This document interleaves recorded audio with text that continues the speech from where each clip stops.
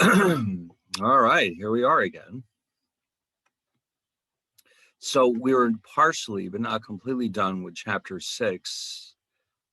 five rather. Five is our discussion about GDP. So why don't we get that open? But before we do that, let's look at Moodle.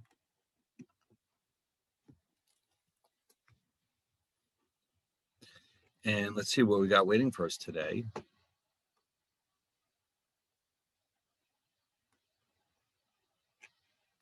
Okay, so I actually found a couple of videos that we can watch.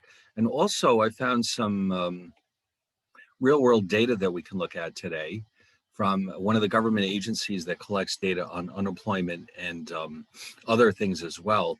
So we'll start by finishing up chapter 5, which is our discussion about GDP. Really, there was only one thing left to cover, and that was the ways in which GDP is not a perfect measure of our national standards of living. It has problems, just like any other measure you could probably imagine. None of them are ever going to be perfect, but there's a few things we need to be aware of when we look at GDP numbers that make us take those numbers with a grain of salt. For example, number one, as we know, it is of course an estimate of the market value of all final goods and services that are produced within the borders of a country during a given year. Now, we already know that it leaves out a lot of important information, like what? The values of goods and services that are not sold in a market. For example, if you do a service for your neighbor and don't charge for it. Oh, sure, we'll do that too. All right, we'll wait till we're done here and then we'll go back to it. So if you do a service for your neighbor without charging money, then that does not get counted in GDP. The values of goods and services that are not reported for whatever reason, that could be, for example, in black markets, like classic example, working off the books. If you, let's say, work during the summer for a construction company who somehow fails to report that information to the government, yes, you've done some important work, you've produced something useful, but that's not going to appear in these numbers because the government doesn't know about it. And obviously, by definition, illegal activities do not show up in these numbers either. Nobody who's engaging in illegal activity is going to report it to the government. I mean, can you imagine? I don't imagine that mobsters put their income on their income tax form. No, why would they? So anyway, so these are all the reasons why GDP, at the very least, is an incomplete measure. And so let's go through these one at a time. When individuals, soon, fairly soon, not within at least 2 or 3 weeks. Yeah, we can worry about that later. It's not coming up all that soon. Since we don't have, in the normal times, we have, of course, we have a spring break, so we have to keep our eye open for that, but not this year. We'll just have it when it's convenient for everyone, which probably won't be for at least 2 more weeks. And even then, it'll be on a take-home basis anyway. So, and I'll give you plenty of time to work on it. Anyway, so if individuals perform services for themselves or for other people when no money changes hands, these transactions are not included in GDP. So like if you go over and fix your neighbor's car, for example, and don't charge them any money, or at least you don't report the money to anyone, then it does not get counted. So obviously something important is missing from the GDP numbers, something of value that was created, and yet because no money changed hands, or else the government didn't find out about it, it's not going to appear in the GDP numbers. Right, exactly. So not reported, of course. Now, like for example, if people don't want to pay income taxes, they may work on the side, they may work off the books, that kind of thing. And that money, the value of those services never gets reported anywhere. So obviously the government can't include it in GDP if they don't know about it. Okay, and then, of course, in countries that have very high taxes, this is more of a problem than it is in the United States. You get countries like in the Scandinavian countries tend to have, as you know, very high tax rates. And so what people will often end up doing because they'll figure out ways to trade services with each other so that no information appears in their tax forms, and that all gets none of that ever gets counted in their GDPs, of course. And then illegal, of course, nobody's ever going to report this to anyone. Why would they? Because they'll put themselves at legal risk. So illegal activities don't get counted either. They may still have a value, but they're not going to appear anywhere. No, it's not coming up anytime soon. Don't worry about it. I'll announce it well in advance. All right. Now, what else is wrong with GDP? Besides the fact that it does not measure all the economic activity in a country, there's other things that it misses out on, like, things that had improved the quality of our lives, like leisure time, for example. Obviously, you can't possibly incorporate something like that into the GDP measures. And other things like it doesn't take into account, for example, when economic activity can damage the environment. That doesn't get counted in here. There's a lot of externalities that can be created as we produce goods and services that will not appear in these accounts. And so that can give us a distorted view of how much our standards of living are really changing over time. But this is going to be a problem no matter how we try to measure economic activity. There's just certain things that are never going to be easy or possible to measure properly.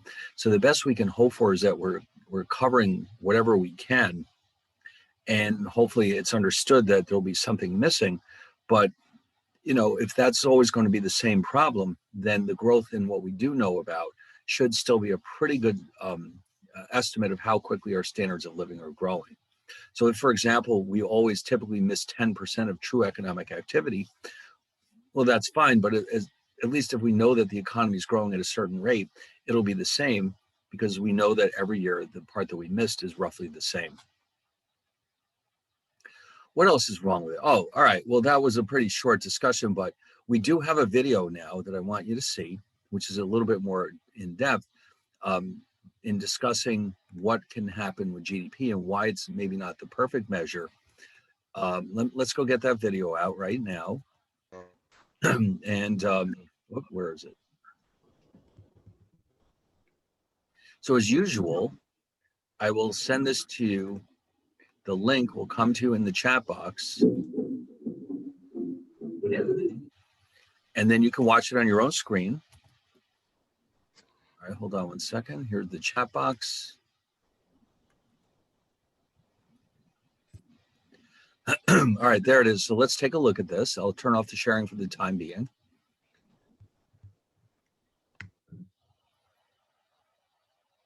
Hey, Internet, this is Jacob Clifford, and welcome to my YouTube channel.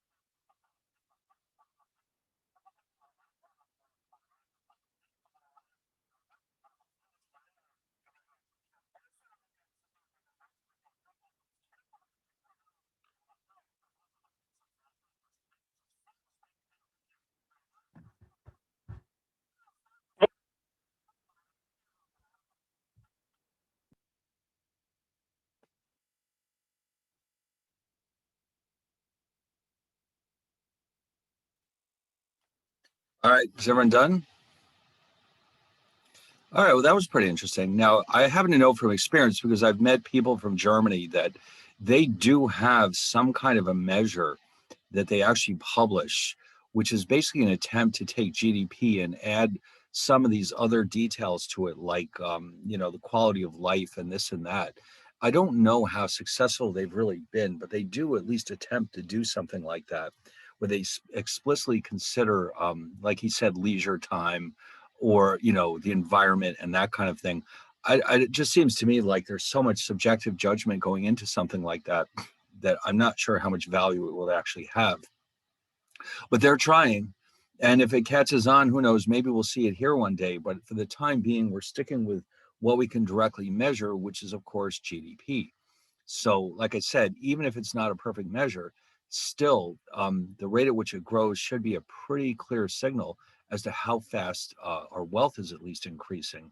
If not necessarily everybody's standard of living, at least it gives a sense of how well the country as a whole is doing. And that's realistically the best we can probably ask for. All right, well, now let's see what's next. So that was chapter 5. Now we're going to look at 6 in a minute, but this is the one. 6 is our discussion about unemployment. Now, I was able to download some important information from the Bureau of Labor Statistics website, which we will go to ourselves and look at what kind of information is available. Unemployment is really, really tricky to measure properly.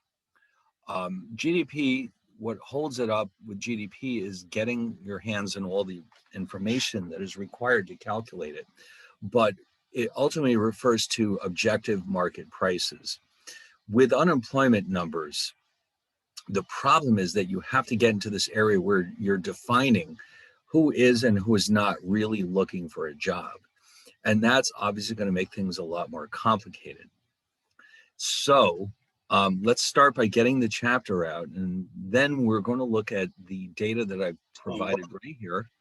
We're going to look at 2 very important documents. First, let's introduce the chapter. And so, oh, by the way, I just realized I forgot. Somebody asked to review the relationship between GDP and GNP. Let's just do that real fast.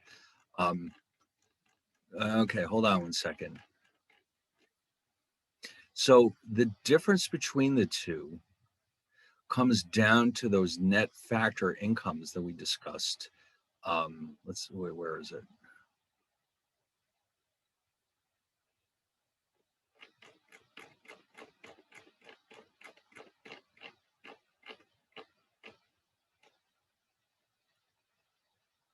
There we go. So you start, in order to calculate GNP, you start with GDP and you add these so-called net factor income receipts. Now, what is that all about? What you're doing is you're taking into account wages from labor. Now, what we're trying to figure out here is this. With wages, we know that some Americans work in foreign countries. We also know that some foreigners work in the United States. The difference between the two is what we'll call our net labor income. And this number could be positive and it could be negative. The same thing with interest from capital, physical capital. We have capital that belongs to foreigners in the United States. We also have American capital in foreign countries. So the difference between the interest earned by Americans abroad and foreigners in the United States is going to go into this category of net factor income. We also have to include the rent on land. And again, it's not that uncommon for Americans to own land abroad and for foreigners to own land here. It happens. And so the rent that changes hands is called factor income. What we're interested in is the difference between the two. And of course, profits from entrepreneurship. Of course, we know that a lot of American companies do business overseas. And of course, a lot of foreign companies do business here. The difference between the profits is also going to fall into this category. So when the dust settles, GNP is going to be defined as GDP plus the net gains or losses from these 4 areas. And you can see why they're not counted in GDP, because by definition, these are taking place in foreign countries, or at least the net difference is it's coming from outside the country. Therefore, we count that in GNP, but not GDP.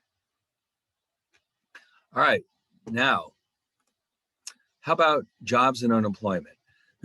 Now, unemployment, like I said, is a very difficult thing to define properly. In fact, it's so difficult that there actually are 6 different official measures of unemployment.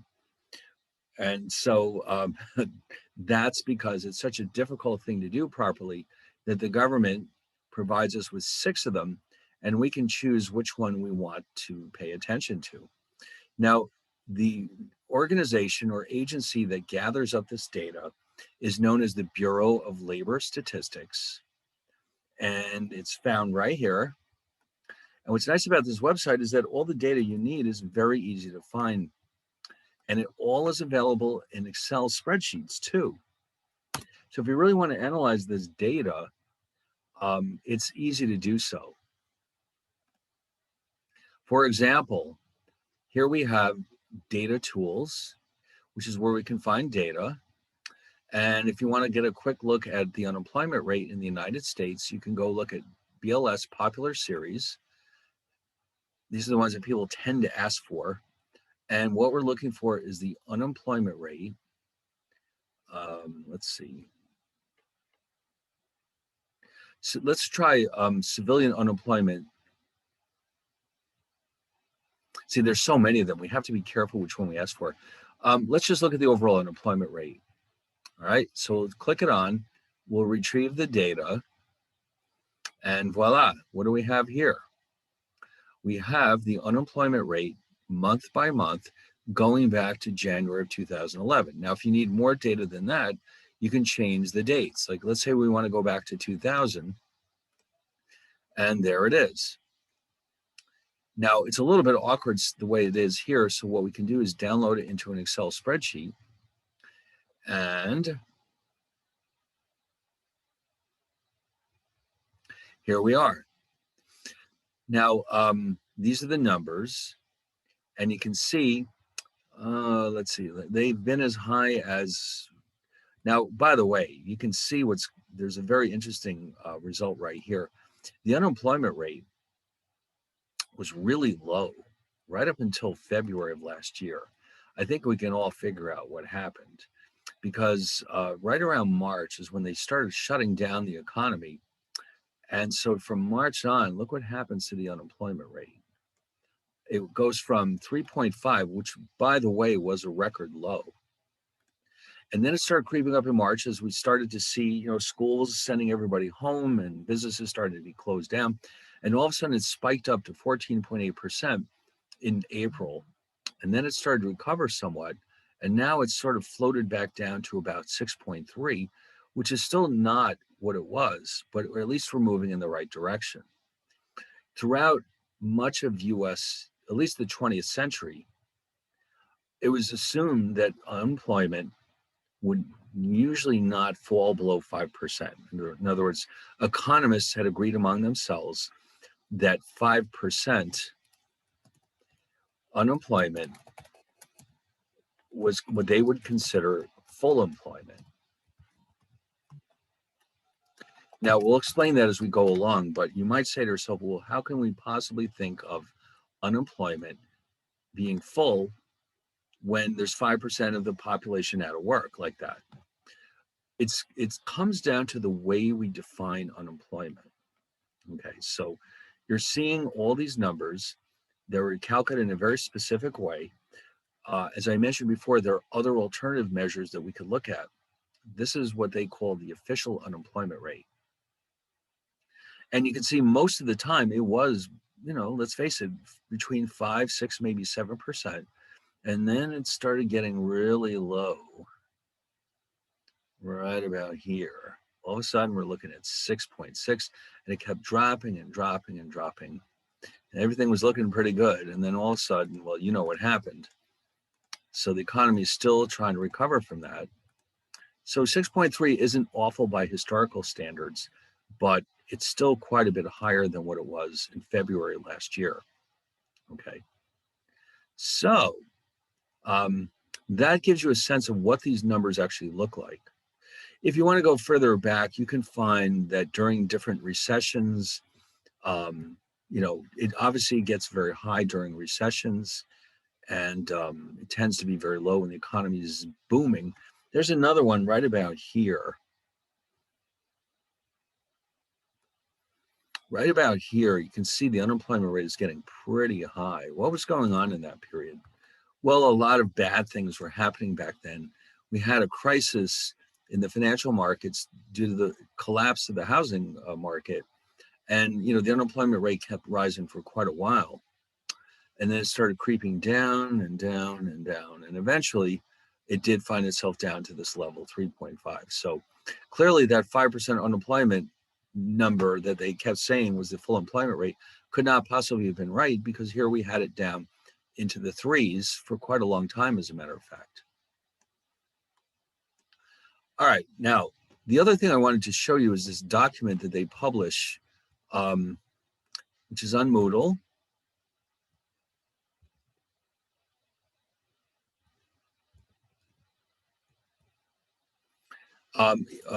Here it is, the U.S. unemployment situation.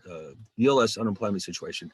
This is not data. This is a discussion about what's going on in the markets. Now, you can find this on the website. It was over here somewhere. Okay, well, there's so much here that, oh, here it is. It's probably under latest releases. So when we get to the inflation discussion, we'll also be coming back to this website. Here it is, employment situation summary.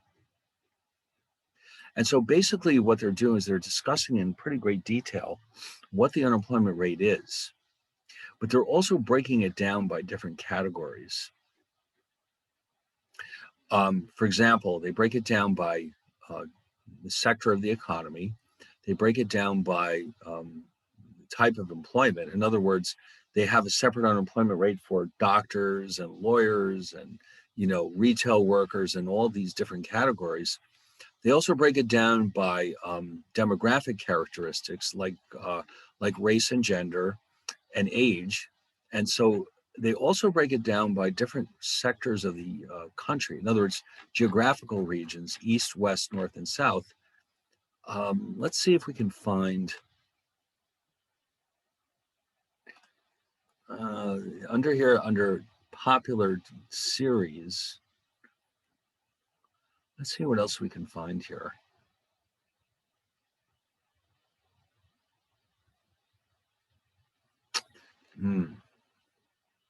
I was hoping we could find a chart that shows all the unemployment rate broken up into these different categories. But, ooh, what's this? Games and quizzes. Ooh, I'll have to look into that. Oh, maybe not. I don't know. I thought it was going to be an unemployment game, but I'm not sure if there is such a thing.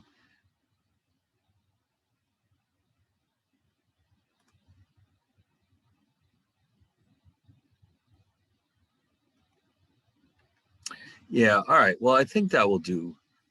There are definitely regional reports. Now, obviously, at any given time, every sector of every region of the economy is not necessarily doing equally well. Sometimes one section could be doing very well and others could be doing very badly. Let's see, what else do we have here?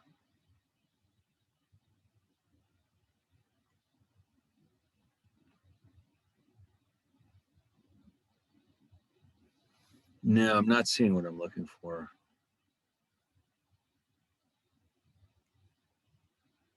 Anyway, we'll look at this later on. We'll look at it in more detail. But for now, I just wanted you to know that this web page exists and that all the details you need are available.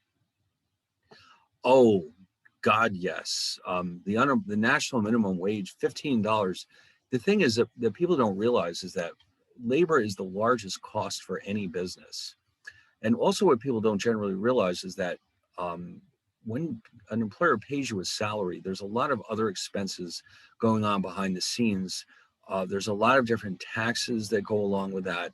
And so typically the actual cost to the employer is roughly double what the wage that they're actually paying you, because of all those extra expenses. Like they have to match your Social Security payments. They have to have insurance, they have to contribute to all these different things, and there's all kinds of other expenses. So a $15 wage would actually translate into basically $30 an hour, including benefits and taxes and all the rest. So the problem there is that when you hire an employee, I mean, what are you trying to do? You're trying to make money. So imagine that, let's say, for example, you're McDonald's. All right, now let's just make up some numbers. Let's say that each burger sold, let's say that each employee, let's say we'll think about the employees who actually make the burgers, can produce, or an employee, let's pick somebody at random, can produce 100 burgers per hour. All right, they sit in the back and they cook and they cook and they cook. Now, each burger contributes, let's say, 12 cents to McDonald's profits. Okay, so this employee is adding 100 times 12 cents, $12 per hour to McDonald's profits. I shouldn't say profits, it's really their revenues, because they have other expenses too besides wages. So let's change that to revenues. They've got to pay the electricity and the taxes on the building and all the rest. So let's call that revenues. The employee is adding $12 per hour in revenues to McDonald's. Okay, so not profits, but revenues, because they still have a lot of other expenses to cover. Now, if the government forces McDonald's to pay this employee $15 per hour, they would be better off not hiring the worker and losing the output of 100 burgers per hour,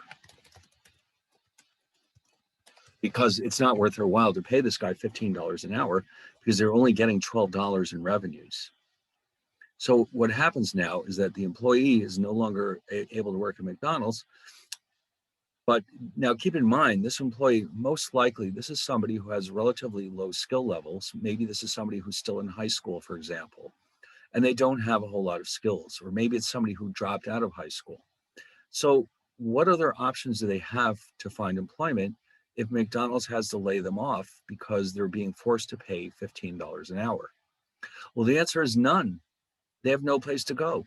So the employee may be unemployed for a very long time unless he or she is somehow able to get more training of some kind or education.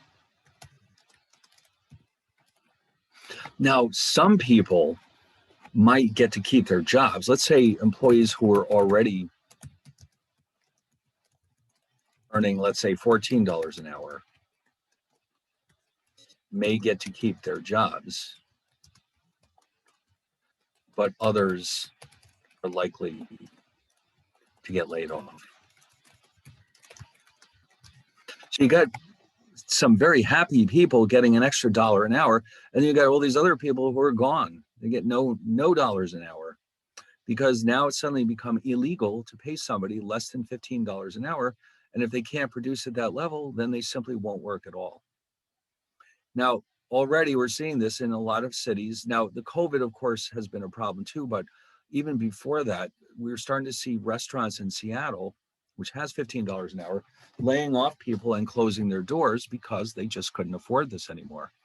And so it sounds like, oh, wow, man, isn't that cool? The government just forces these evil employers to pay everybody $15 an hour, but it doesn't work that way.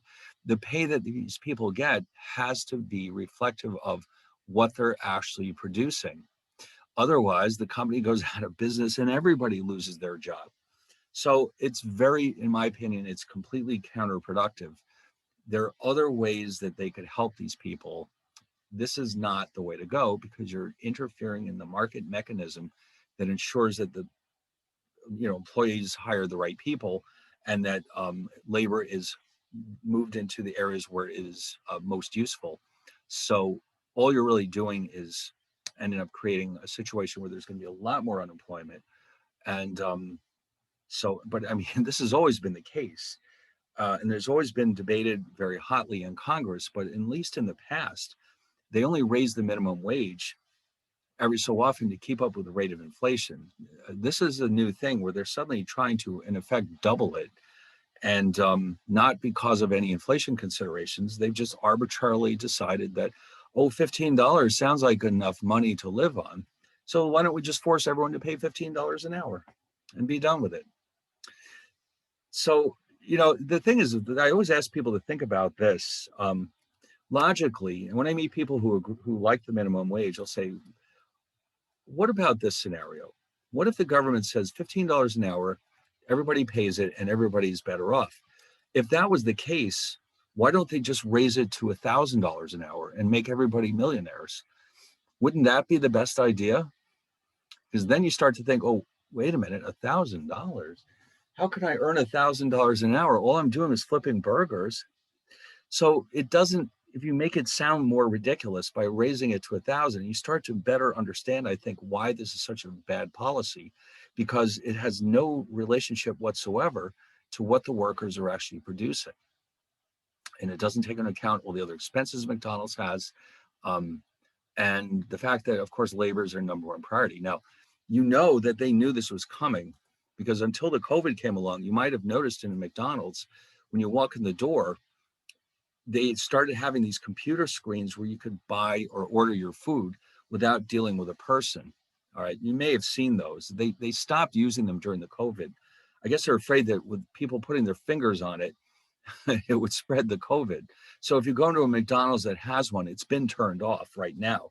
But when the COVID is over, they'll go right back to this. And so the McDonald's has been, like all the others, has been actively seeking ways to reduce their need for labor by building high-tech products that can take the place of human beings. And of course, they were going to do that anyway, but this process was accelerated by the $15, which hasn't, by the way, passed in New York yet, I don't think. So they're saying, listen, there's no way we can afford to do this, so let's build machines. Yes, imagine a small business. I mean, this is McDonald's. It's a big, massive corporation. They might be able to absorb the hit in a pinch, but a small business that only has a few employees, this could mean the difference between surviving and not surviving. I mean, it just could push a lot of small businesses over the edge because they don't have the resources to do this. So they either do everything themselves or they close the doors. Now, in microeconomics, we do discuss this in more detail.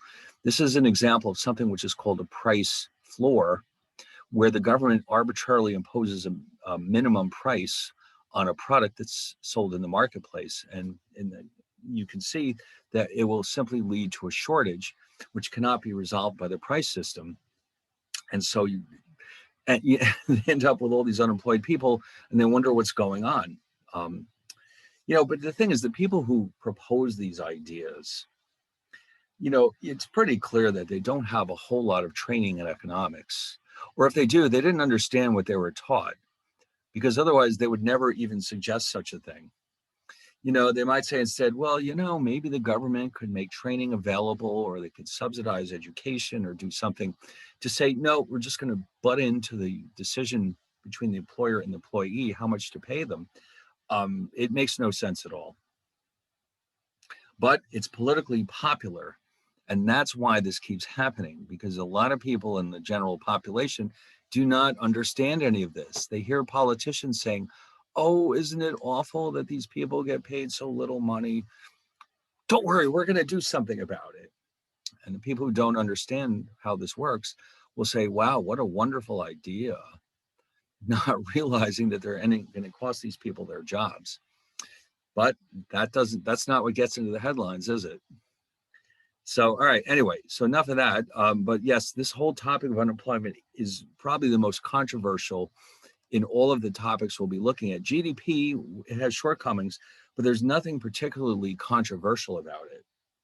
Okay. So what we do want to understand is how is it calculated and what are the alternative measures of unemployment? All right. So now I do have a video for unemployment as well, but let me at least get the process started so we can see what this is all about. So the BLS, Bureau of Labor Statistics, gathers up this information through a survey, and they basically ask people, well, are you working or not? Although it's a little bit more specific than that. The problem with unemployment data is that they have to get themselves involved with asking whether somebody is actively looking for a job. Actively looking, what does that mean? Are you trying or not? Well, that's a tough question to answer. I mean, if you've ever been well, you're still in college, you might not know, but let's face it, when you're unemployed, and maybe you're going to go out and look for a new one and work hard at it, and maybe you'll just take it easy and take your sweet time. There was one episode of Seinfeld, which you have probably all seen, where George Costanza was unemployed as usual. But he was on unemployment, but he was in danger of losing it. He had to prove that he was actively looking for a job, which he wasn't, of course. So his strategy was to convince Jerry to say that he was hiring George as his latex salesman. But that didn't work out properly. So his next strategy was to ask the unemployment manager at the Bureau of Unemployment if he could go out with her daughter. And that didn't work out terribly well either. But so he was one of these people who says he's looking for work, but he's not. Yes, that was pretty hilarious. And unfortunately, how nothing ever seems to work out well for George. He tries his best to get around all the problems he has, like, trying to pretend that he's looking for work when he's not, trying to pretend that he's interested in a woman that he's really not. But somehow it never seems to work for him. He tries to game the system, but sadly, the system always catches up with him. Yeah.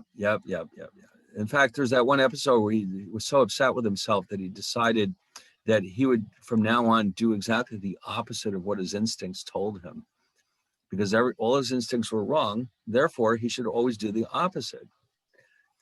So that worked out fairly well for him for a while. All right. Well, anyway, so assume we're not talking about George Costanza. We have to find a way to determine who is and who is not looking for work. So this is where it can get a little iffy. So how does this work? Being employed is also kind of iffy because not everybody works at a traditional 40-hour-a-week job either. Okay, there are different industries where you have, for example, seasonal layoffs, and there's certain other businesses that you might be running your own business, and then that raises the question of whether you're working or not. So if you at least did some work for pay or profit, performed at least 15 hours of unpaid work for a family business or farm operated by a family member with whom you live, or who are temporarily absent from your regular job due to illness, vacation, strikes, bad weather, etc., then you are in a job, okay? So, and even then there's a cutoff of some kind of how many hours you have to work to be considered full-time. I don't remember the exact cutoff point. It might be 15, but I've forgotten. So you can see that the definition of being employed is kind of iffy to start with. And then what does it mean to be unemployed? Well, clearly you don't have a job now. You've actively looked for work during the previous 4 weeks. Oh, yes, go ahead. If you have a job but you're not getting any pay yet. That's a good question. I'm not Like sure. me right now, I own my own business.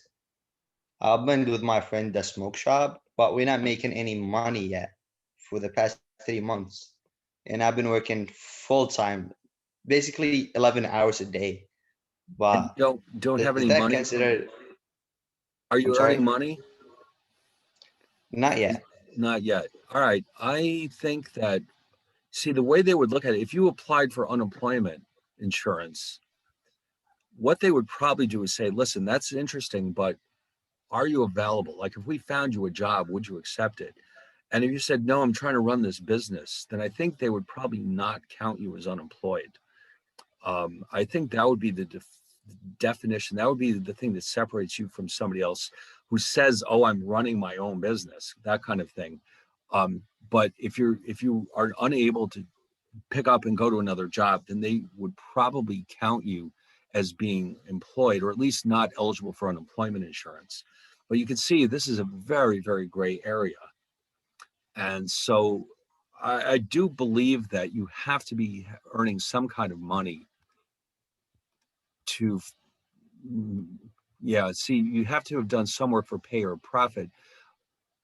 Yeah, you don't have, I'm not 100% sure how they would look at that, but I suspect that you would not be eligible for unemployment because you wouldn't be willing, let's say, to go work at another job because you're trying to run your business. So they probably would, I'm not 100% sure myself because, well, I mean, we could probably look it up on their website, but that's a tricky area. That's a very tricky situation as far as they're concerned. Um, what they also have is a third category, by the way, which um, which is called not in the labor force at all, which means in principle you're not employed or unemployed, and they might let you fall into that category. But by the way, oh, here we go. Yes, go ahead. Me, right? Yes, I, Noah. I was gonna Sorry. say, I was gonna say, if someone has a physical disability, they could be qualified as unemployed too, right? No, I think that's a separate category. Unless you're able to work, if it depends. If Like, I you're mean, like if you unable, have an injury, work-related injury, so you can't get a job, doesn't it count as unemployed? I think you get um, workers' comp, right? yeah, you'd be getting workers' compensation. I think that you probably would be counted as employed, but only for a certain length of time. And then you'd fall into a different category. Let's say you've been out of work for 3 weeks because you hurt yourself. You're still considered to be employed because you're still, the employer still considers you to be one of their employees. But But if you were fired and you had an injury that made it so you couldn't get a job, or you so that's a separate category. yeah, If you were I physically unable to work. yeah, that definitely, you're not, then in that case you're neither employed nor unemployed. You're considered Okay. to be not in what they call the labor force. It's a separate category. The labor force is only people who theoretically could work if they wanted to. So people who are retired, for example, do not count as part of the labor force. People who are disabled are not part of the labor force because they can't work even if they want to. And so you'd fall into that category. So yeah, see, there's a lot of very tricky areas, but like if you're still technically working for them, but you have to stay home and recover, you'd still be considered employed. But if they cut you loose, then and you start collecting Social Security payments, for example, you'd not be either unemployed or employed. All right. But anyway, actively looking means you've actually tried to find a job. Now, in this day and age, you know that most jobs are filled on the internet. So this is a little bit iffy too. Um, like there's all kinds of websites where you can look for job openings. You don't have to physically go to these places anymore. In fact, with the COVID going on, you probably aren't supposed to go to these places. Uh, you can submit your resume online. You could probably have an interview on Zoom. And so, how do you decide if somebody's actively looking? Well, I guess it depends on whether or not you've actually sent out your applications to these companies. And of course, having interviews is also a good sign that you're looking for work. And also during the COVID, I think they raised the length of time that you can get unemployment to something really big, like more than a year, I think. It was something along those lines. It used to be normal that you were restricted to, I believe, 6 months. But now I think they've stretched that out because of COVID. But anyway, Oh, and like I said, these companies, there are places like farming, for example, or other types of industries where they have seasonal jobs only, and you might find yourself periodically being not working until the next season rolls along, and then they call you back. And so in that case, you could be considered unemployed while you're waiting to be called back because you have a reasonable expectation that they'll need you again the next time it's the season. Like I'm sure farming falls into this category. They're not going to need people in the dead of the winter when they can't do any work, so they'll let people go and then they bring them back in the spring. Let's see, what else do we have here? Working age population. Now, these are people who could potentially work. Now, you notice how this minimum age is 16, which is a little bit surprising, but I think the logic behind that is that you could theoretically drop out of high school at 16 and then go work if you wanted to. If you're in jail, well, you're not at liberty to work, so that doesn't count as the working age population. The military are not considered to be in the working age population. They're not available. The military is their employer, and obviously not if you're in the hospital. But everybody else is somewhere in here. Now, then we take this and break it up into the labor force and not the labor force.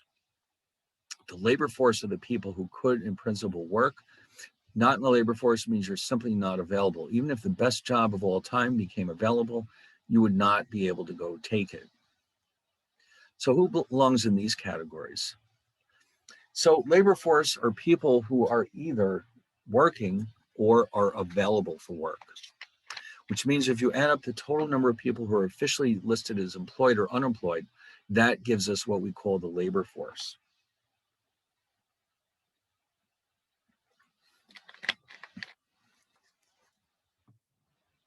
Okay.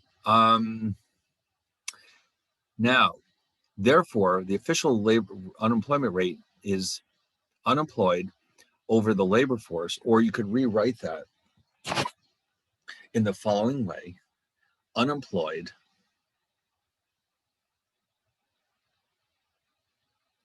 over unemployed plus employed.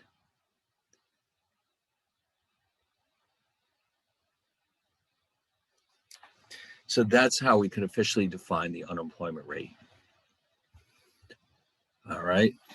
And then the other people, the non-labor force, are people who are unable to work, or else in some cases they could, but they've given up and they've dropped out of the labor force. You do get that too. And all it takes to fall into that category is to stop looking for work after, I think, 4 weeks. If you're like George Costanza, he hasn't been looking, he probably would fall into that category, not in the labor force. All right, so now how big is the labor force? Well, that's another tough call. It leaves out the following people. So the following people are not considered part of the labor force. Full-time students, obviously, you've got something else going on. If you're retired, if you're a full-time homemaker, and if you've given up looking for work. Let's say you've decided, I'm just going to hang around the house and not ever look for a job again, like George Costanza. These people do not count as part of the labor force, which means they're not treated as either employed or unemployed. They're just neither. They're sort of, they fall through the cracks and they're not even considered to be part of the labor force. Now, that doesn't mean that won't change in the future. Full-time students eventually will graduate and join the labor force. Homemakers could change their minds and join the labor force. Discouraged workers could again decide, let me start looking again. Even retirees sometimes come out of retirement if the opportunities are available. The thing about retirement is a lot of retirees think they're getting into something good, and then they discover that they're bored to death and they come back into the labor force. It does happen. I don't know about, well, I mean, everybody's different. I'm not sure boredom would be my biggest problem if I were retired. You just hope you have enough money to really and truly enjoy yourself. Um, that would be the biggest thing. But no, it happens. You get people who just say, listen, I don't have anything to do now. Why don't I just do something? And they go back into the labor force.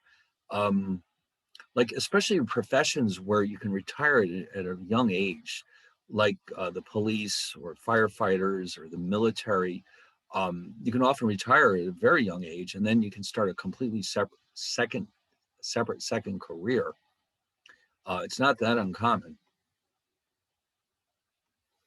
So anyway, so with all that being said, the unemployment rate officially, now I did mention before that there are different definitions of the unemployment rate. This is the quote official unemployment rate, which means when you hear this discussed in the media, or when you hear like government officials talking about this, this is the one they're referring to. Unemployed over labor force times 100 is how we will define the unemployment rate. All right. Now, again, it sounds simple, but the reality is there's all that gray area with who is officially unemployed and who is in the labor force. And we've already seen that the number can range quite dramatically, even within a 10-year period, although this is, let's face it, this is unusual. You're never going to see that again. But except for that period in here, over this period, let's say that the range has been more like between the low threes up to maybe the low nines. And even here, this is sort of the fallout from a crisis. Under normal conditions, you would not expect it to fall much below 3.5, let's say, or get much above, let's say, 5.5. That would be more normal, at least in the United States. A lot of other countries, the unemployment rate is quite a bit higher. In Western Europe, for example, it tends to be significantly higher. And a lot of that is attributed to their very, very rigid labor laws. Like in a country like France, it's next to impossible to fire anyone. So what do you think that does to the unemployment rate?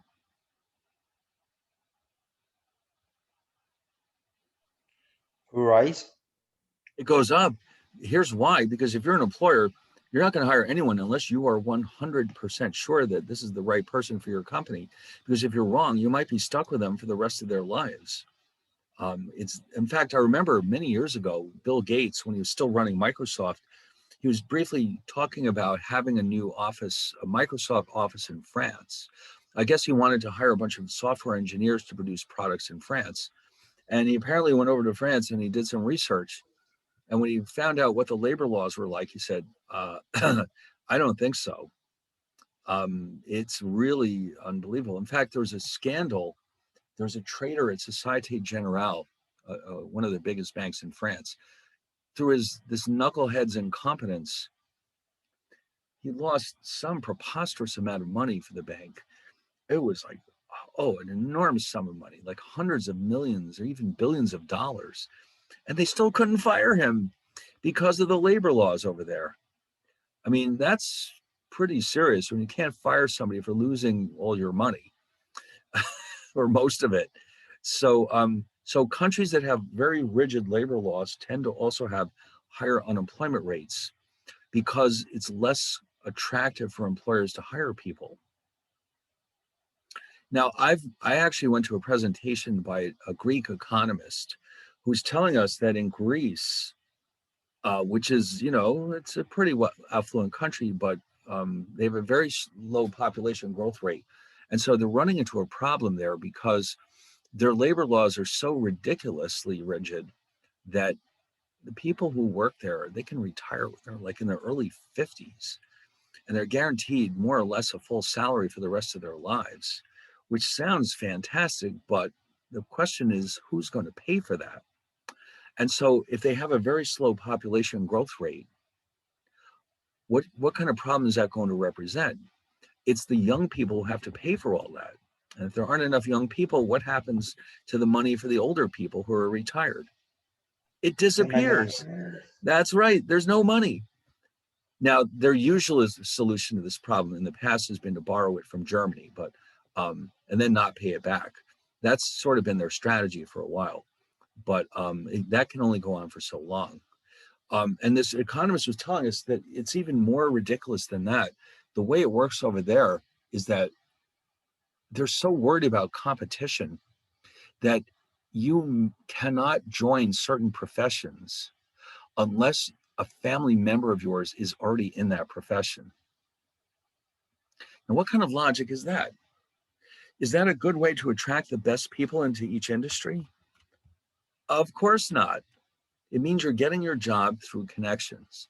And so anyway, the long and the short of it is that the Greek unemployment rate, let's just say, is a little higher than in the United States. In fact, you know what we could probably do? Maybe we could find a chart showing the unemployment rates by country throughout the world.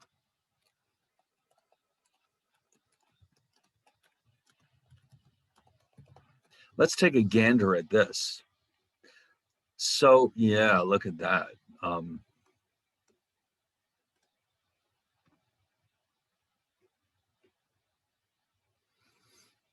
I'd like to see them in some kind of order, but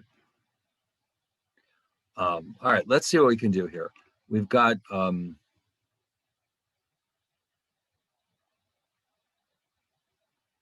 US. Now remember, that was at an artificially high level because of the COVID. Here it mentions the Eurozone 8.3, UK 5.1, Germany 4.6. You know, in Germany, you know, well, let's say it's a pretty competitive economy. Japan 2.9. Let's see, but on the other hand, let's find our friend Greece here. Oh, you know what? They must have lumped it together in the Eurozone. No, it was right there, I think, right? Did you see it? Yeah, I can't seem to find it. it's right there in the blue 16.2. No, go a Must little be up. I must be going blind here. I thought they were in alphabetical order. There it is. Why the hell did they put it up there? All right. Well, anyway, yes, 16.2. Geez, I wonder why. And then you get some of these other, there's a group of countries in Western Europe which are very inelegantly called the PIGS. It stands for Portugal, Ireland, Greece, and Spain. And they're the ones who are in the most trouble at the moment. No, sorry, it's Portugal, Ireland, Italy, Greece, and Spain. There's two I's in the word pigs in that case. And you can see, look at these unemployment rates, 16.2. That's a lot of unemployment. If we had an unemployment of 16.2 here, every politician would be voted out of office just like that. That's a lot of unemployment. I mean, even for any country, that's a lot of unemployment. Now, sometimes it's because of factors beyond their control, of course, like a country that's been hit by earthquakes, for example, or natural disasters. Sure, but in general, this is something you see year in and year out. It doesn't change very much. Italy is at 9. It used to be a lot worse than that. Portugal is surprisingly enough only at 6.5. 16.2. Ooh, that's a lot of unemployment. Even Canada, look at that, 9.4. I think they also have much more rigid labor laws than we do. Now, who's really Hungary is getting pretty far down there. Mexico, look at that. The Netherlands. Man, there's some surprises there. I don't know what's going on in South Africa. 32.5% is catastrophically high. That's the kind of unemployment we had during the Great Depression. I don't really know what's going on over there. But anyway, so here we are, just to get a sense of what these numbers look like throughout the world. And France, yeah, around 9. They've always been way up there, like I said. But anyway, so let's get back to this. What happened to my chart here? I must have been leaning on the keyboard when I wasn't even thinking about it. Anyway, so this is how we define unemployment. So if we have a 250 million, let's let's say the working age population is 250 million, of which the labor force is 160 million, meaning that there's 90 million people who are unavailable for work. And out of that labor force, 8 million people are unemployment, meaning they have no job and they're looking for work. We would define our unemployment rate as not 8 over 250, but 8 out of 160, which turns out to be 5%. And that's not too bad. By historical standards, that's not bad. All right. Now, before we get too far deeply into this discussion, I did say before, I do have a video here somewhere that we can watch to help us tie all this together. And let's see what that video looks like. Hold on one second. It's just a general discussion about unemployment, but it's a very good one. Here we go. So I'm going to send this to you right now. Oh, that's not our class, is it? Hold on. And I think you'll enjoy it. Let's take a look. Here we go. Unemployment. Well, the name kind of says it all. And we're going to find out more about how it's defined and also what kind of shortcomings does it have, because this is one measure where really, oh, really? Control F, that works. I don't usually use shortcuts because I don't know. I just don't. Maybe it's just because I don't know what they are. All right, here you go. Here's the link. Let's check this out. In the meantime, I'll pause the sharing and let's check this out.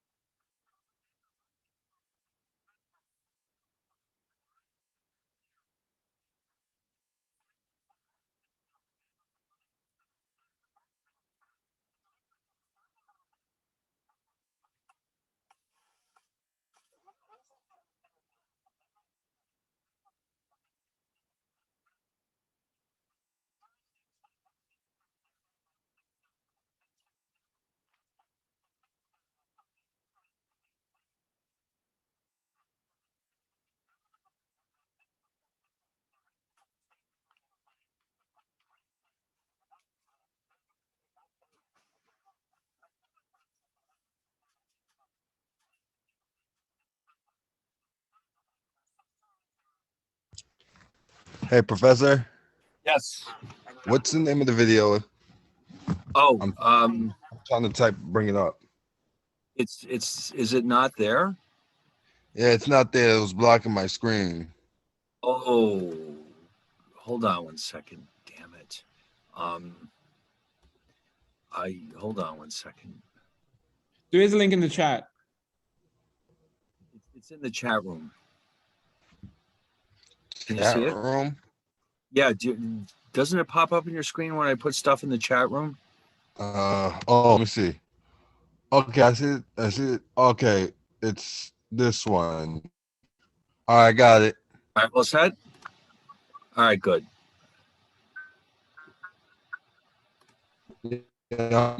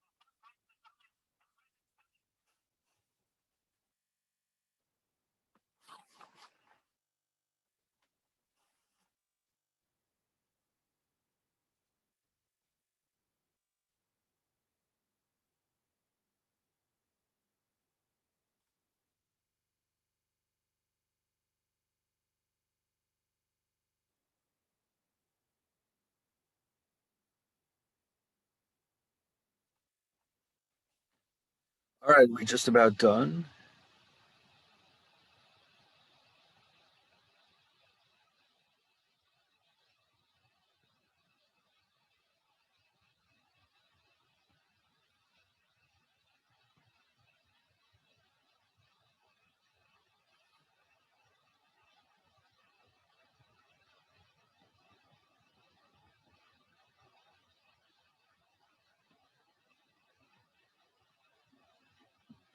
All right, so let's take a look.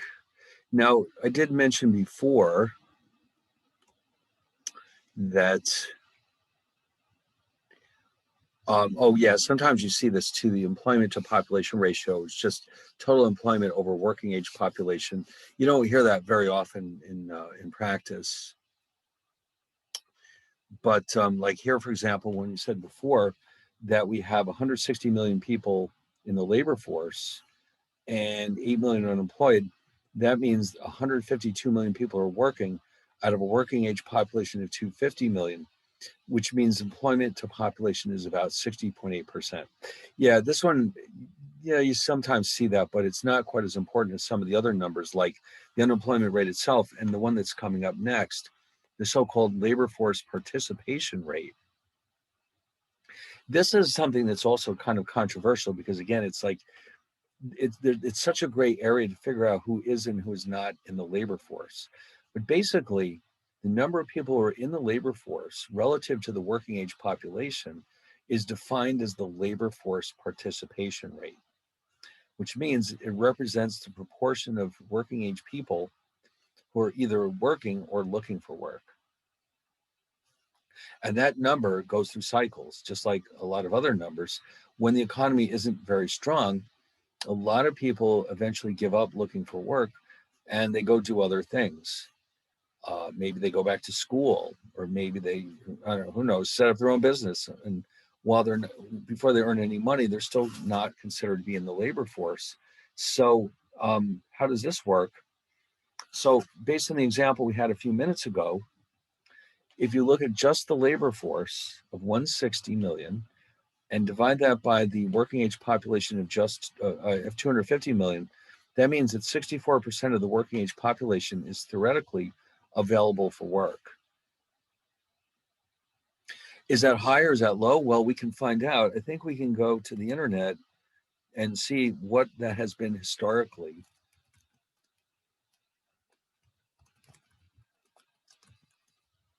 So this FRED is the Federal Reserve Economic Database, which you can go look at anytime you like and see what these numbers look like. Now, of course, the COVID threw everything way off, but you can see it's been as low as 59%, 58.6%, and it's been creeping up quite a ways.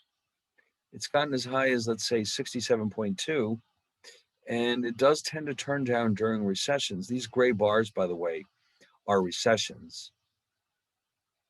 But on the other hand, what trend can you think of that would explain why it has gone up from, let's say, 1963 steadily up to about 2001, even during recessions? Why has this number been steadily rising?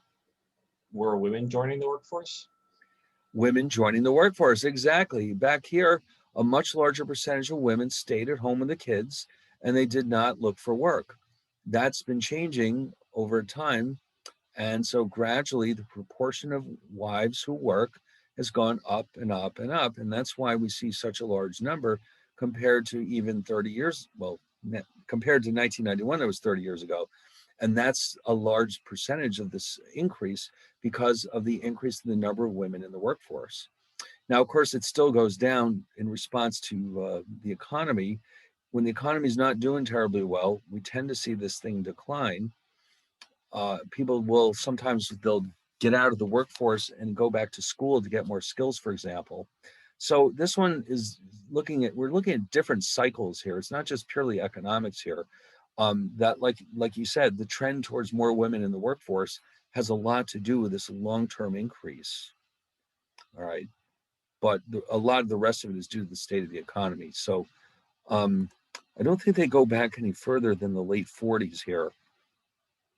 But you can see now here, whoa, it fell off the cliff. I mean, but this is all very artificial because of the COVID. You can see it is making a little bit of a comeback now.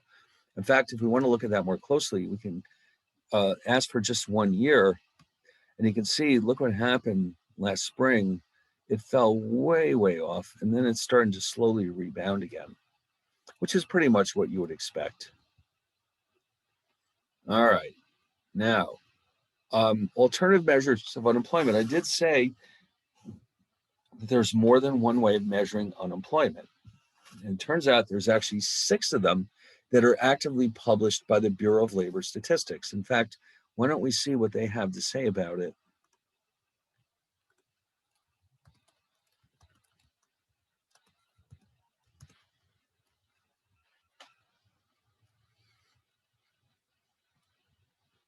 All right, here we go. Now, this is the official Bureau of Labor Statistics website. There's 6 formal definitions of unemployment. They're listed at the BLS as U1 through U6. These are the formal definitions, although they're in the slides too. As you'll see as we go through the slides, they're all listed here. But what I want you to see is that U1 is a very narrow definition of unemployment. Only people who have been out of work for at least 15 weeks qualify for U1. So that rate is very, very small. Then we move up the chart. Now we include job losers and people who have completed temporary jobs are counted now as unemployed, and the number goes up a little more. U3 is actually what we mean by the quote official unemployment rate. Okay, so U3 is the one that you hear in the media and government officials discussing it. When you read in the Wall Street Journal that the unemployment rate changed, they're talking about U3. And then U4 includes the discouraged workers, so it goes up a little bit more. U5 adds this other category called marginally attached to the labor force, which we'll define in a few minutes. And that brings it up to 4.8. And then down here, this is practically everyone. Unemployed, marginally attached, part-time for economic reasons, marginally attached. They got everybody in that category. And so because of that, it goes all the way up to 7.7%. And in the past, the spread between the low end and the high end has actually been wider.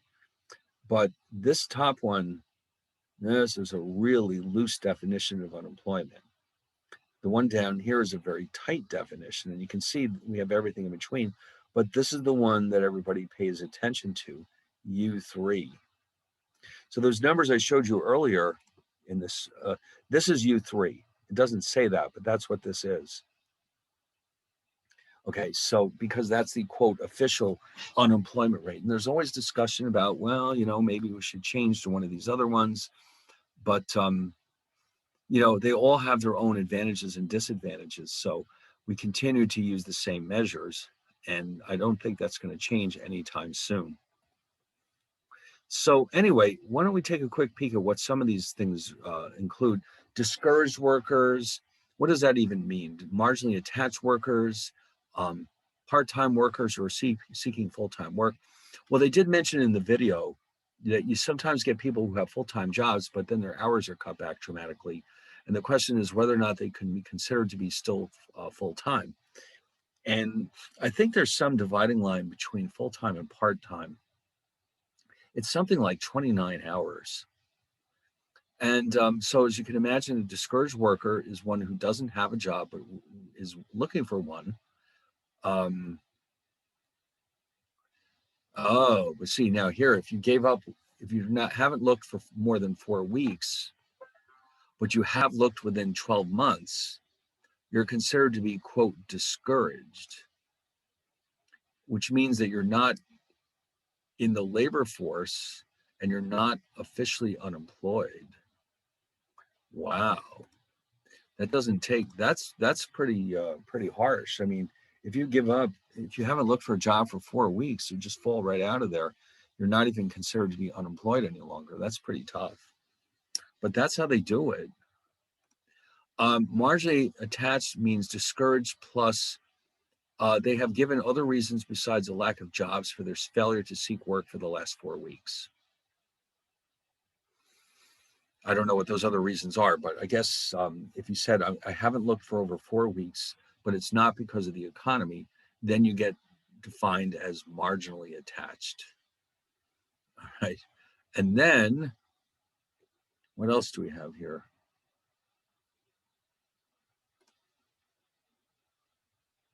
People who work part-time, but only because they can't find a full-time job, are involuntarily part-time or part-time for economic reasons workers. Okay, so in other words, you're less than full-time, not out of choice. Okay, and that, yeah, so anyway, I've got the list here so you can see, we can go through it step by step and remind ourselves what officially counts in all of these 6 measures from U1 to U6. And you can see it gets very complicated, but you can see why they would do this. This is sort of an admission that these measures are not perfect, and it might be nice to keep an eye on all 6 of them just to see if there's any trends going on in the economy. All right, well, anyway, I guess that's probably enough for now. Let's stop right about here and pick it up with these alternative measures just to see how they differ and what the numbers look like. So anyway, I guess that will be it for today, unless there's any last minute questions.